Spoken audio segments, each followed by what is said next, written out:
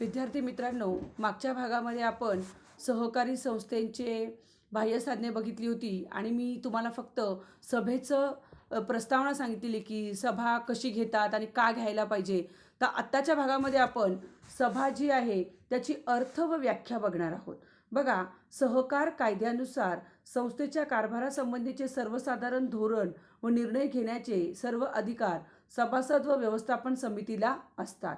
ध्येय धोरण ठरवण्यासाठी व निर्णय घेण्यासाठी त्या समूहाने एकत्र येणे आवश्यक असते.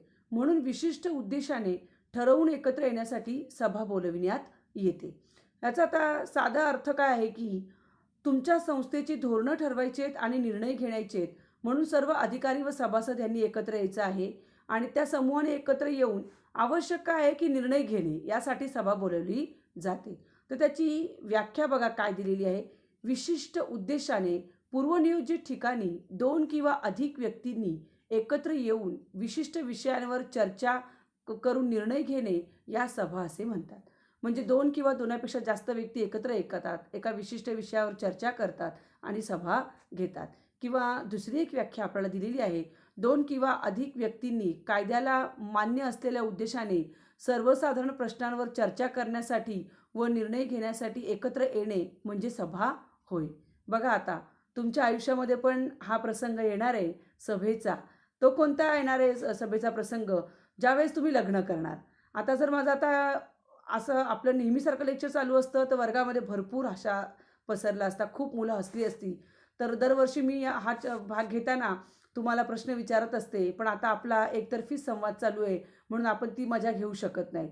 तुमच्या लग्नाच्या वेळेस दोन किंवा अधिक व्यक्तींनी एकत्र यायचं. मग त्या अधिक व्यक्ती म्हणजे कोण? तुमच्या फॅमिलीज, तुमचे आईवडील, बहीण भाऊ, परत मुलाकडचे आईवडील, बहीण भाऊ. मग त्याच्यामध्ये तुम्ही एकत्र येऊन चर्चा करता आणि त्याच्यानंतर मग निर्णय घेतला जातो की ह्या व्यक्तीशी आपल्याला लग्न करायचं आहे की नाही. म्हणजे हा सुद्धा एक मी साधं उदाहरण दिले तुम्हाला. सभा ही सुद्धा सभाच आहे एक प्रकारची. निर्णय महत्त्वाचा आहे, आयुष्याचा निर्णय आहे दोन्ही व्यक्तींच्या. मग हा सुद्धा एक सभेचाच प्रकार येतो. आणि बऱ्याचशा मुलांना अगदी परीक्षेला जेव्हा मी उत्तर वाचत असते सभेचं, तर मुलांनी हे उदाहरण पण लिहिलेलं आहे. म्हणजे माझ्या माहितीप्रमाणे काही मुलांनी हे उदाहरण लिहिलेलं सुद्धा आहे. तर सभा म्हणजे काय बघा, that is a part of the joke. आता आपण आपल्या विषयाकडे वळूया. विशिष्ट उद्देशाने पूर्वनियोजित ठिकाणी दोन किंवा अधिक व्यक्तींनी एकत्र येऊन विशिष्ट विषयांवर चर्चा करून निर्णय घेणे या सभा असे म्हणतात. मग आपली सहकारी संस्था आहे. मग सहकारी संस्थेमध्ये सर्व सभासद एकत्र येणार आणि ते निर्णय घेणार की आपल्याला आपले काय ध्येय धोरणं आहेत संस्थेची आणि त्याच्यानुसार आपल्याला निर्णय काय घ्यायचा ते ठरवणार आहेत. हे झालं सहकारी संस्थेचं सभा याची अर्थ व व्याख्या. आणि ही खूप महत्त्वाची आहे. तुम्हाला दोन दिलेले आहेत, पण त्याच्यामुळे तुम्ही कोणतीही एक व्याख्या लिहिली तरीही चालणार आहे. आणि त्याच्यामध्ये अतिशय पुढचा महत्त्वाचा पॉईंट आहे की सहकारी संस्थेच्या व्याख्या आहे म्हणजे ती सुद्धा सहकारी संस्थेच्या विद्यमान सभासदांना संस्थेच्या अधिकृत पत्त्यावर विशिष्ट दिवशी, विशिष्ट वेळी, ठराविक तारखेपूर्वी निश्चित केलेल्या विषयावर चर्चा करण्यासाठी एकत्र बोलवून अशा विषयावर सविस्तर चर्चा केली जाते व त्यावर निर्णय घेतले जातात त्या सभा असे म्हणतात. म्हणजे आता मी तुम्हाला सांगितलं, तुमची पॅरेंट्स मीटिंग आहे. मग तुमच्या मनात कोणते कोणते प्रश्न येतात? पहिला प्रश्न तुमच्या मनामध्ये येतो, मॅडम कधी आहे? मॅडम कुठे आहे? किती वाजता आहे? आणि विषय काय आहे? मग हे सगळं सहकारी संस्थेची ज्यावेळी सभा घ्यायची आहे तेव्हा ह्या गोष्टी पण सगळ्या महत्त्वाच्या आहेत आणि या व्याख्येमध्ये आपल्याला तेच स्पष्टीकरण दिलेलं आहे. तर आता आपण हे झालं सभा व सभेची व्याख्या. आता पुढचा जो आपला पॉईंट आहे तो आहे सहकारी संस्थांच्या सभांचे प्रकार. आता सहकारी संस्थांच्या सभांचे प्रकार बघत असताना त्याच्यामध्ये आपल्याला दोन प्रकारच्या सभांचे प्रकार आहेत. जो बघा आपल्याला पुस्तकामध्ये इथे दिसतोय. पहिला आहे सभासदांच्या सभा आणि दुसरं आहे व्यवस्थापन समितीच्या किंवा संचालक मंडळांच्या सभा. आता बघा, सभासद म्हणजे कोण तुम्हाला माहिती आहे आणि व्यवस्थापन समिती किंवा संचालक मंडळ म्हणजे कोण हेही तुम्हाला माहिती आहे. आणि माहिती नसेल तर मागचे आपले चॅप्टर ओपन करा, थोडं वाचा, म्हणजे तुम्हाला सभासद आणि व्यवस्थापन समिती म्हणजे काय कळेल. तरी मी एकदा पटकन थोडक्यात सांगते. सभासद म्हणजे जे सहकारी संस्थेचे भाग भांडवल खरेदी करतात, जे सहकारी संस्थेचे भाग भांडवल खरेदी करतात आणि भाग भांडवल खरेदी करून सहकारी संस्थेचे भाग भांडवल खरेदी करतात आणि भाग भांडवल खरेदी केल्यानंतर तुम्ही संस्थेचे मालक होता ते सभासद. आणि व्यवस्थापन समिती म्हणजे काय? तर व्यवस्थापन समिती म्हणजे जे सभासद आहेत त्यांच्यामधूनच काही व्यक्ती आपण संस्थेचं कामकाज बघण्यासाठी, रोजचे निर्णय घेण्यासाठी ज्यांना आपण निवडून देतो ते व्यवस्थापन मंडळ. म्हणजे व्यवस्थापन मंडळ पण सभासदांमधूनच येत आहे. समजलं?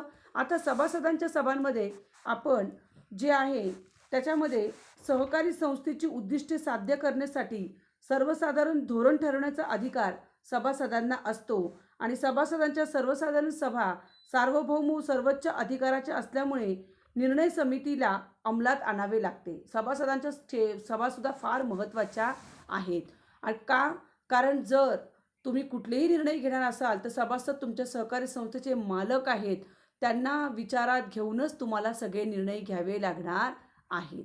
आता सभासदांच्या सभा ज्यावेळेस आपण चर्चा करत आहोत त्याच्यामध्ये आपल्याला बघा पहिला प्रकार दिलेला आहे, पहिली साधारण मंडळ सभा किंवा नियामक सभा. तर आपण त्याचा पहिला अर्थ बघणार आहोत. पहिली साधारण मंडळ सभा किंवा नियामक सभा. बघा, महाराष्ट्र सहकारी संस्था कायदा 1960च्या कायद्यातील नियम 59 नुसार सहकारी संस्थेची नोंदणी झाल्याच्या तारखेपासून 3 महिन्यांच्या आत जी सभा बोलवली जाते ती पहिली सर्वसाधारण सभा होय. म्हणजे ज्यावेळेस आपण सहकारी संस्था स्थापन करतो तर त्याच्या 3 महिन्याच्या आत तुम्हाला पहिली सर्वसाधारण सभा बोलवावी लागते. हे कायद्याने बंधनकारक आहे आणि ह्यालाच ही सहकारी संस्थेला कायदेशीररित्या अस्तित्व आहे नोंदणीनंतर. म्हणून ही सहकारी संस्था प्रत्येक सहकारी संस्थेला स्थापन झाल्यानंतर 3 महिन्याच्या आत बोलवावीच लागते आणि तुम्हाला ह्याच्यावरती गाळलेली जागा विचारली जाते. सहकारी संस्थेची नोंदणी झाल्याच्या तारखेपासून टिंबटिंब महिन्याच्या आत जी सभा बोलवली जाते तिला पहिली सर्वसाधारण सभा बोलतात. मग किती महिन्याच्या आत? 3 महिन्याच्या आत. म्हणजे समजा आपल्याला जानेवारी महिन्यामध्ये आपल्याला नोंदणी प्रमाणपत्र मिळालेलं आहे. मग फेब्रुवारी, मार्च, एप्रिल या 3 महिन्याच्या आत आपल्याला पहिली सर्वसाधारण सभा बोलवायची आहे. आता या पहिल्या सर्वसाधारण सभेमध्ये काय काय कामकाज आहे बघा. पहिलं कामकाज काय की सभेच्या अध्यक्षाची निवड करणे. पहिली सभा घेतोय म्हणजे अध्यक्ष निवडणं गरजेचं आहे. मग ते अध्यक्षाची निवड करणे, सहकारी संस्थेच्या नोंदणीची सभासदांना कल्पना देणे, सभासदांना सांगणे की आपल्याकडे एक अत्यंत आनंदाची बातमी आहे की आपल्या सहकारी संस्थेची नोंदणी झालेली आहे, ही त्यांना सभासदांना कल्पना देणे. नंतर सहकार निबंधकाने सहकारी संस्थेसाठी मंजूर केलेले पोटनियम उपविधी स्वीकारणे, आपल्याला निबंधकाने जे पोटनियम दिलेले आहेत ते स्वीकारणे. त्याच्यानंतर सहकारी संस्थेच्या अधिनियमातील तरतुदीस अधीन राहून रीतसर निवडणुका होईपर्यंत हंगामी व्यवस्थापन समिती आपलं काम बघत असते. नंतर संस्था स्थापनेसाठी झालेल्या प्राथमिक खर्चास मान्यता देणे, संस्था स्थापन करताना आपण जो काही प्राथमिक खर्च केलेला आहे त्याला मान्यता देणे, नवीन सभासदांना प्रवेश देणे, प्रवर्तकाच्या नावाने असणारे जिल्हा मध्यवर्ती सहकारी बँकेचे खाते आता संस्थेच्या नावाने आपल्याला हस्तांतरित करायचे आहे. नंतर सभासदांना द्यायच्या कर्जाची मर्यादा ठरवणे की आपल्या सभासदांना आपण किती कर्ज देणार आहोत हे ठरवणे. नंतर पुढील वर्षासाठीचे अंदाजपत्रक मंजूर करणे आणि अध्यक्षांच्या परवानगीने ऐनवेळी येणारे विषय. म्हणजे काही सभासद काही नवीन पॉईंट काढतील की आपल्या संस्थेमध्ये टायमिंग काय ठेवायचं आहे, कोणाकोणाला अपॉइंट करायचं, हे ऐनवेळी येणारे जे विषय आहेत त्याच्यावरती पण चर्चा करणे. हे सगळं काम पहिल्या सर्वसाधारण सभेमध्ये चालतं. आणि पहिली साधारण मंडळ सभा ही संस्था स्थापनेचा हेतू व उद्देश सफल होण्याच्या दृष्टीने आयोजित केली जाते. शिवाय या सभेत संस्थेला आकार व दिशा देण्याचे काम केले जाते. इतकी महत्त्वाची आहे पहिली सर्वसाधारण सभा, जी आपण नोंदणीनंतर 3 महिन्याच्या आत बोलवत आहोत. त्याच्यानंतर आपला ज्या सभा आहेत त्याच्यामध्ये दुसरी जी सभा आहे ती आहे अधिमंडळाची वार्षिक सभा किंवा सर्वसाधारण सभा.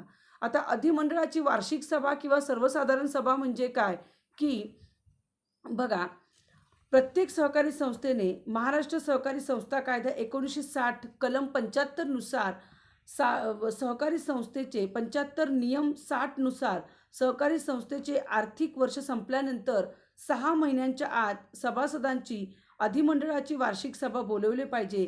या सभेलाच अधिमंडळाची वार्षिक सभा किंवा सर्वसाधारण सभा असे म्हणतात. म्हणजे ज्यावेळेस आपल्या संस्थेचं 1 वर्ष पूर्ण होतं त्याच्या 6 महिन्याच्या आतच आपल्याला पहिली सभा बोलवावी लागते आणि त्याच्यानंतर ही सभा आपण दरवर्षी बोलवणार आहोत. म्हणजे आता आपण समजा आता आपण 1 जानेवारीला संस्था स्थापन केली, 31 डिसेंबरला आपलं 1 वर्ष पूर्ण झालं. मग पुढच्या 6 महिन्याच्या आत म्हणजे पुढच्या जानेवारी ते जूनच्या आत आपल्याला पहिली सर्वसाधारण सभा बोलवावी लागणार आहे आणि ही सभा नंतर आपण दरवर्षी बोलवणार आहोत. तिलाच वार्षिक सर्वसाधारण सभा म्हणतात. सहकारी संस्थेचे आर्थिक वर्ष 31 मार्चला संपते. आता आपलं जे प्रत्येक सहकारी संस्थेचं आर्थिक वर्ष असतं ते 31 मार्चलाच संपतं. मग आर्थिक वर्ष संपल्यानंतर 45 दिवसांच्या आत सहकारी संस्थेला वार्षिक हिशेबपत्रके पूर्ण करावे लागतात आणि 4 महिन्यांच्या आत संस्थेचं लेखापरीक्षण करून घेणं बंधनकारक असतं. बघा, आपण सहकारी संस्था स्थापन केल्यानंतर 1 वर्ष संपल्यानंतर वार्षिक सभा बोलवणं महत्त्वाचं आहे. 45 दिवसांच्या आत हिशेबपत्रके पूर्ण करणं महत्त्वाचं आहे आणि 4 महिन्यांच्या आत लेखापरीक्षण म्हणजे ऑडिटरकडनं आपल्याला ऑडिट चेक करून घ्यायचं आहे. आणि अधिमंडळाची वार्षिक सभेची सूचना सचिवाने सर्व सभासदांना उपविधी तरतुदीनुसार 14 दिवस आधी द्यावी लागते. ज्यावेळेस तुम्ही वार्षिक सभा घेणार आहात तर तुम्हाला जेव्हा सभासदांना हे कळवायचं आहे तर 14 दिवसाच्या आत तुम्ही सभासदांना ह्याची सूचना द्यावी लागते. ह्याची गाळलेली जागा तुम्हाला विचारली जाते परीक्षेला की सर्वसाधारण सभेमध्ये सभासदांना टिंबटिंब किमान दिवस आधी द्यावी लागते सूचना. किती? 14 दिवस आधी सूचना द्यावी लागते आणि या सभेची सूचना संबंधित लेखापरीक्षकाला पण द्यावी लागते आणि सभासदांना मालक म्हणून दिलेल्या अधिकारांचा वापर या सभेत सामूहिकरित्या करता येतो. आणि ही जी पहिली सर्वसाधारण सभा आहे ही इतर सर्वसाधारण सभा सचिव किंवा उपविधीद्वारे तुम्ही अशा सभा बोलवण्यासाठी तुम्हाला निबंधकाला सूचना द्यायला लागते. पण ह्याच्यामध्ये तुम्हाला ही दरवर्षी असल्याने तुम्ही निबंधकाला 75 मधील पोटकलम 1 मध्ये नमूद केलेल्या कालावधीमध्ये तुम्हाला भरवावी लागते. म्हणजे कधी 1 वर्ष झाल्यानंतर 6 महिन्याच्या आत 45 दिवसांच्या आत तुम्हाला वार्षिक हिशेबपत्रके पूर्ण करावी लागतात. 4 महिन्याच्या आत तुम्हाला लेखापरीक्षण करून घ्यावं लागतं आणि नंतरच तुम्ही सभा बोलवू शकता. लेखापरीक्षण केलेलं नाही आहे, हिशेबपत्रके पूर्ण नाही आहेत आणि तुम्ही चाललेत सभा बोलवायला वार्षिक चालणार नाही. कारण सभासद कुठल्याही प्रकारचे कुठलेही प्रश्न विचारू शकतात. तुम्हाला नफा तोटा विचारू शकतात, तुम्हाला तुमची राखीव निधी किती आहे ते विचारू शकतात, कर्ज किती आहेत, आपल्याकडे भागभांडवल किती आहे. मग हे आपलं लेखापरीक्षण आणि अंकेक्षण झाल्याशिवाय आपण त्याची उत्तरं देऊ शकत नाही. म्हणून लेखापरीक्षण करून घेणं 4 महिन्याच्या आत, वर्ष संपल्यानंतर आणि 45 दिवसांच्या आत तुम्हाला वार्षिक हिशेबपत्रके पूर्ण करून घेणं हे महत्त्वाचे कामं आधी सभा घेण्यापूर्वी, मीटिंग घेण्यापूर्वी आधी तुम्हाला करावी लागतात. हे झालं आपलं दुसरं वार्षिक सर्वसाधारण सभा. आता या वार्षिक सर्वसाधारण सभेमध्ये कोणत्या कोणत्या प्रकारच्या कामकाजांची चर्चा होते ते आपण बघणार आहोत. तर बघा, सभेच्या अध्यक्षाची निवड करणे. आपण पहिल्या सर्वसाधारण सभेमध्ये सुद्धा अध्यक्षांची निवड केलेली आहे. आता सुद्धा प्रत्येक सभेमध्ये हे काम महत्त्वाचंच असतं, अध्यक्षांची निवड करणे. नंतर मागील सभेचे इतिवृत्त किंवा सभा वृत्तांत वाचून कायम करणे. आता मागे तुम्ही जेव्हा सभा घेतली होती त्याच्यामध्ये तुम्ही काय काय निर्णय घेतलेले आहेत ते इतिवृत्त, त्याला म्हणतात सभेचे इतिवृत्त. मागच्या ह्याचं इतिहास काय काय झालं त्या मीटिंगमध्ये, मग ते इतिवृत्त किंवा सभासदांना वाचून दाखवायचं तुम्ही की आपण मागच्या मीटिंगमध्ये काय काय निर्णय घेतलेले आहेत ते. त्याच्यानंतर पुढचा पॉईंट आहे रिक्त होणाऱ्या संचालकांच्या जागी नवीन संचालकांची निवड करणे. आता तुमचे संचालक, काही संचालक जे आहेत तुम्ही 1 वर्ष मुदतीसाठी स्थापन केलेले आहे, तुम्ही त्यांना अपॉइंट केलेलं आहे किंवा काही संचालक हे रिटायर झालेले आहेत किंवा काही संचालक हे पद सोडून गेलेले आहेत. मग अशा संचालकांच्या जागी तुम्हाला नवीन संचालक जर निवडायचे असतील तर तुम्ही ते वार्षिक सर्वसाधारण सभेमध्ये हे काम करणार आहात. त्याच्यानंतर मागील आर्थिक वर्षाचे जमा खर्च, नफा तोटा खाते, ताळेबंद पत्रक, हिशेब तपासाचा अहवाल इत्यादींना मंजुरी देणे. आता बघा, मी तुम्हाला आधीच सांगितलेलं आपले हिशेब पुस्तके तयार पाहिजेत, आपलं लेखापरीक्षण झालेलं पाहिजे, तेव्हाच त्याला मंजुरी देता येईल वार्षिक सर्वसाधारण सभेमध्ये. मंजुरी कोण देणार आहे? सभासद देणार आहेत. सभासद का देणार आहेत? कारण ते संस्थेचे मालक आहेत. हा झालं आपलं वार्षिक सर्वसाधारण सभेमधलं पुढचं काम. त्याच्यानंतर पुढील आर्थिक वर्षासाठी अंदाजपत्रकास मंजुरी देणे. पुढच्या वर्षी आपल्याला कोणते कोणते प्रोजेक्ट्स आहेत, कोणती कोणती धोरणं आहेत आपल्या सहकारी संस्थेची, आणि त्याच्यानंतर त्यासाठी आपल्याला किती खर्च येणार आहे, हे सगळं आर्थिक मंजुरी सभासदांना द्यावी लागते. आणि ही सुद्धा आपल्याला वार्षिक सर्वसाधारण सभेमध्ये घ्यायची आहे की पुढेची कामं करायची, त्यासाठी किती आपल्याला पैसे लागणार आहेत, सोप्या भाषेत सांगायचं झालं तर. त्याच्यानंतर थकबाकीदार सभासदांवर कायदेशीर कारवाई करणे. मीटिंग झालेली आहे, मीटिंगमध्ये आपण ज्यांनी कर्ज घेतलेली आहेत आणि जे कर्ज फेडत नाही आहेत किंवा हप्ते देत नाहीत कर्जाचे, किंवा जे व्याज बरोबर भरत नाही आहेत, अशा सभासदांवरती कायदेशीर कारवाईसुद्धा तुम्ही याच वार्षिक सर्वसाधारण सभेमध्ये करणार आहात. त्याच्यानंतर संस्थेचा लाभांशाचा दर ठरवण्यावर जाहीर करणे. लाभांश सभासदांसाठी अतिशय महत्त्वाचा आहे. लाभांश म्हणजे काय? सहकारी संस्थेला जो नफा मिळतो त्या नफ्यातला काही भाग तुम्ही तुमच्या सभासदांना देता, त्याला लाभांश असं म्हणतात. मग त्याचा दर ठरवणं, मग तो दर जो आहे तो 15% जास्त ठरवता येत नाही सहकारी संस्थांना. समजा आपण 8%, 9% लाभांशाचा दर ठरवला आहे आणि तो कधी द्यायचा हे आपल्याला वार्षिक सर्वसाधारण सभेमध्ये जाहीर करायचा आहे. त्याच्यानंतर संस्थेच्या अंतर्गत हिशेब तपासणीची व्यवस्था करणे. अत्यंत महत्त्वाचा पॉईंट आहे हा, की संस्थेची अंतर्गत हिशेब तपासणी पहिली होते आणि नंतर सहकारी संस्थेची लेखापरीक्षकाकडून हिशेब तपासणी होते. अंतर्गत हिशेब तपासणी हे सहकारी संस्थेमध्ये जे कर्मचारी असतात तेच करतात आणि लेखापरीक्षक हा बाहेरची व्यक्ती जी आहे ती नंतर अंकेक्षक करून देतो आणि तुम्हाला तो अंकेक्षण अहवाल देतो. त्यासाठी अंतर्गत हिशेब तपासणी असली की आपण निश्चिंत असतो, म्हणून ती सुद्धा करणं, हे कामसुद्धा आपल्याला पहिल्या सर्वसाधारण सभेमध्ये करायचं आहे. त्याच्यानंतर सभासदांच्या द्यायच्या कर्जाची मर्यादा ठरवणे. आपण सभासदांना कितीपर्यंत कर्ज देणार आहोत हे आपल्या सहकारी संस्थेच्या आर्थिक ह्याच्यावरती अवलंबून आहे. तुमच्याकडे किती शिल्लक आहे त्याच्यावरती तुम्ही ठरवणार आहात की तुम्ही सभासदांना किती कर्ज देऊ शकणार. आपण समजा सभासदांना दीर्घ मुदतीचं 5 लाखापर्यंत कर्ज देऊ शकणार. हे आपल्याला जी मर्यादा आहे ती वार्षिक सर्वसाधारण सभेमध्येच ठरवायची आहे. त्याच्यानंतर संस्थेच्या शिल्लक रकमेच्या विनियोगासाठी योजनेवर चर्चा करणे. जी संस्थेची रक्कम शिल्लक आहे तर आपल्याला संस्थेसाठी काय अजून नवीन करायचं आहे का, त्याच्यावरती चर्चा करणं सुद्धा हे वार्षिक सर्वसाधारण सभेमध्येच करायचं आहे. सभासदांच्या समोरच करायचं आहे, कारण ते मालक आहेत, त्यांना सगळं समजलं पाहिजे. त्याच्यानंतर अधिनियमाच्या किंवा कोणत्याही नियमाच्या तरतुदीनुसार नियमानुसार निबंधकाने मागवलेली इतर कोणतीही माहिती सभेपुढे ठेवणे. निबंधक हा खूप महत्त्वाचा आहे सहकारी संस्थेसाठी. त्यांनी जर काही माहिती मागवली असेल तर आपण निबंधकासमोर काय ठेवणार आहोत हे आपण सभासदांना वार्षिक सर्वसाधारण सभेमध्ये दाखवणार आहोत, त्यांच्यासमोर ठेवणार आहोत की निबंधकाने आपल्याकडे संस्थेची ही माहिती मागवलेली आहे. त्याच्यानंतर संचालक मंडळ सदस्य व त्यांच्या नातेवाईकांना दिलेल्या कर्ज खात्यांची माहिती देणे. जे संचालक आहेत, जे संस्थेचं दैनंदिन कामकाज बघतात आहे, सभासदांच्या वतीने जे सभासदांनी निवडून दिलेले आहेत, त्यांच्यामध्ये त्यांनी जर काही कर्ज घेतले असते तर त्याची सुद्धा माहिती तुम्हाला वार्षिक सर्वसाधारण सभेमध्ये द्यायची आहे. नंतर निबंधकांनी जाहीर केलेल्या पॅनेलमधील मान्यताप्राप्त लेखापरीक्षकाची चालू आर्थिक वर्षाचे लेखापरीक्षण करण्यासाठी नेमणूक करणे. निबंधकच तुम्हाला देतो एक लिस्ट देतो की तुम्हाला जे मान्यताप्राप्त लेखापरीक्षक आहेत त्यांच्यामधून तुम्हाला कोणाकडून लेखापरीक्षण करून घ्यायचं आहे त्याची लिस्ट असते आणि तुम्ही त्याच्यामधूनच तुम्ही लेखापरीक्षकाची नेमणूक वार्षिक सर्वसाधारण सभेमध्येच करता.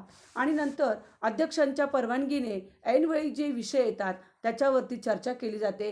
हे सुद्धा काम आपण वार्षिक सर्वसाधारण सभेमध्येच करणार आहोत.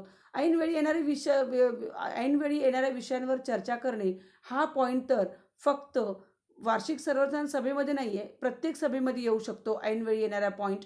पण शक्यतो ऐनवेळी ही मीटिंग जास्त वेळ चालते वार्षिक सर्वसाधारण सभा, त्याच्यामुळे याच्यामध्ये ऐनवेळी येणाऱ्या विषयांवर पण चर्चा होते. कारण सभासद हे वर्षातून एकदाच येत असतात, त्यांच्या काही शंका असतील त्या निरसन केल्या पाहिजे, त्यांचे काही डाऊट्स असतील ते आपल्याला क्लिअर केले पाहिजेत. त्यासाठी ऐनवेळी येणाऱ्या विषयांना पण वार्षिक सर्वसाधारण सभेमध्ये अत्यंत महत्त्व आहे.